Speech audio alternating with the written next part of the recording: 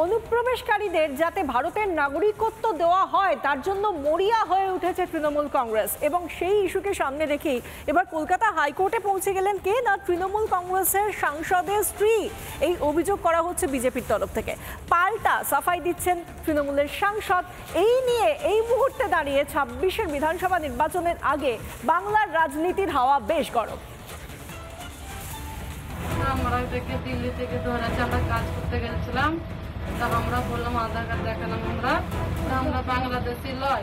जैसे बिहार में 40 लाखों का ज्यादा आदमी को नाम निकाल दिया और बंगाल में भी करने वाला है। अगर करेगा तो घेराव कर्मसूची करेंगे, पूरा घेराव होगा, पूरा आंदोलन होगा। हम नाम काटने नहीं देंगे, हम नाम डालने नहीं देंगे। 21শে জুলাই মঞ্চে কার্যত অনুপ্রবেশকারীদের হয়ে হুঙ্কার। বিজেপির অভিযোগ, অনুপ্রবেশকারীদের জন্য আগেই আইনি লড়াই শুরু করেছে তৃণমূল। কলকাতা হাইকোর্টে মামলা করেছেন তৃণমূল সাংসদ সামিরুল ইসলামের স্ত্রী শবনম সুলতানা। তৃণমূলের সব সাংসদই এরকম। মহুয়া মৈত্র তো সুপ্রিম কোর্টে চলে গিয়েছিলেন। মহুয়া মৈত্র যাতে যে সমস্ত বহিরাগত অনুপ্রবেশকারী যারা ভারতবর্ষের নাগরিক নয় তাদের যাতে ভোটাধিকার অক্ষুণ্ণ থাকে, অসংশোধিত ভোটার লিস্টে যাতে ভোট হয়, তার জন্য তো তিনি সুপ্রিম কোর্ট অব্দি দ্বারস্থ হয়েছিলেন। তাতে আরেকজন কোর্টে যাবে, এটা তো স্বাভাবিক। বিজেপির অভিযোগ, গত মাসে দিল্লি থেকে বেশ কয়েকজন বাংলাদেশি অনুপ্রবেশকারীকে গ্রেফতার করা হয়। এদের মধ্যে ছিল সোনালী খাতুন এবং সুইটি বিবি। গত 26শে জুন দিল্লি হাইকোর্ট তাদের বাংলাদেশ ফেরত পাঠানোর নির্দেশ দেয়।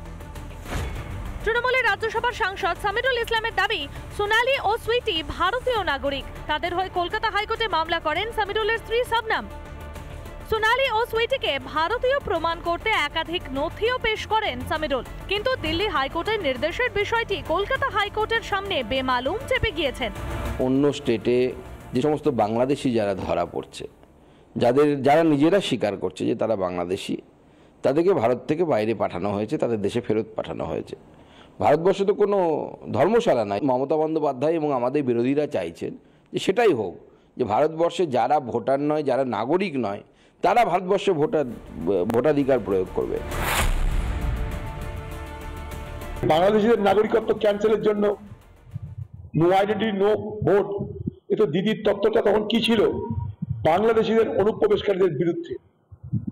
দিদি পার্লামেন্টে বলতো বাংলাদেশের অনুপ্রবেশকারীরা এসে এই পশ্চিমবঙ্গে আমাকে হারিয়ে দিচ্ছে, তাই no identity card no vote slogan পার্লামেন্টে তখন আমি ছিলাম, আমি জানি। তো দিদির এই চালাকি, এই ঢপবাজি, এই সকালে হ্যাঁ বিকেলে না, অনেক শুনবেন। বাংলাদেশ থেকে অনুপ্রবেশ, তারপর ভারতীয় নথি তৈরি করে জমি কেনা, প্রচুর রয়েছে এমন নমুনা। একসময় এসবের বিরুদ্ধে সরব হয়েছিলেন মমতা, এখন পাশা বদলে গিয়েছে। অনুপ্রবেশকারীদের ভোট এখন তৃণমূলের দিকে, তাই তৃণমূলও কি তাদের পাশে? রিপাবলিক বাংলা। অভিজিৎ সরকার খুনের মামলায় ইতিমধ্যেই পুলিশ আধিকারিকরা বেশ কয়েকজন অভিযুক্ত তারা কলকাতা হাইকোর্টের দ্বারস্থ হয়েছেন যাতে তারা জামিন পান। অন্যদিকে জরুরি ভিত্তিতে যাতে বুধবারই এই মামলার শুনানি হয় সেই আবেদনে সাড়া দিল না হাইকোর্ট, বরং হাইকোর্টের তরফ থেকে বলা হলো আগামী 25শে জুলাই এই মামলার পরবর্তী শুনানি।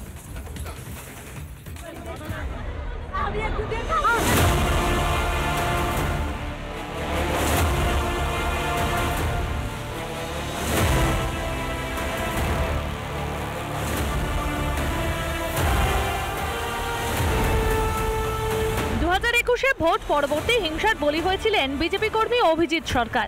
অভিজিৎ খুনে নাম জড়িয়েছে মোট 5 জনের। 3 তৃণমূল নেতা ছাড়াও এই মামলায় 2 পুলিশ আধিকারিক এখন জেলবন্দী। তার মধ্যে রয়েছে তৃণমূল বিধায়ক পরেশ পালের নাম। সিবিআই এর চার্জশিটে নাম উঠতেই বেপাত্তা পরেশ পাল।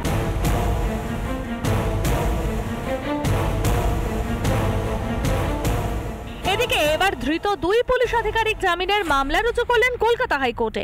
সবকিছুর প্রসিডিওর আছে, মানে আমরা তো অনেকে লেমেন থাকি, আমরা যখন আইন পড়িনি তখন বুঝতাম, কিন্তু কতগুলো প্রসিডিওর আছে সেগুলো কমপ্লিট করতে গেলে যথাযথ টাইমই কোর্টকে দিতে হবে। এদিকে মামলা দায়ের করেই জরুরি ভিত্তিতে শুনানির আবেদন করেন ধৃতদের আইনজীবী। তবে তাড়াহুড়ো করে শুনানির আবেদনে সাড়া দেয়নি কলকাতা হাইকোর্ট। তাড়াতাড়ি করতে চাইছে, খুব ভালো কথা, তাড়াতাড়ি করুক না, আমরাও চাই তাড়াতাড়ি ফাঁসি হোক। অভিযুক্তদের আইনজীবী যদি মনে করে তাড়াতাড়ি করে বাঁচার কোনো চান্স আছে, সেটা তারা মূর্খের স্বর্গে বাস করে। যে পুলিশ এভাবে তথ্য প্রমাণ লোপাট করেছে, খুন করেছে, সে পুলিশের এই অভিসন্ধি অতিক্রম করে সিবিআই কিন্তু ন্যায় বিচার এনে দেবে। পাল্টা প্রশ্ন করলেন অভিজিৎ সরকারের দাদা বিশ্বজিৎ। গ্রেফতার হওয়ার পরেও কেন সাময়িক বরখাস্ত করা হয়নি দুই পুলিশ আধিকারিককে? কেউ যদি অন্যায় করে, তারপরে যদি কোনো পুলিশ কর্মী কাস্টাডি হয়, তাকে 24 ঘন্টা বা 48 ঘন্টার মধ্যে সাসপেন্ড করে, কিন্তু এই ক্ষেত্রে নয় কেন?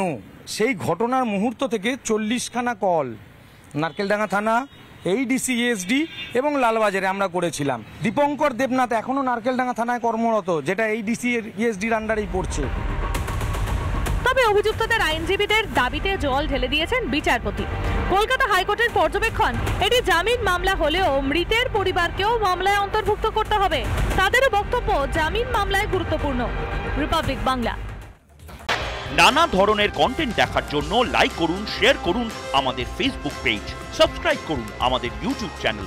পাশাপাশি অন্যান্য ব্রেকিং নিউজের জন্য অবশ্যই চোখ রাখুন রিপাবলিক বাংলায়।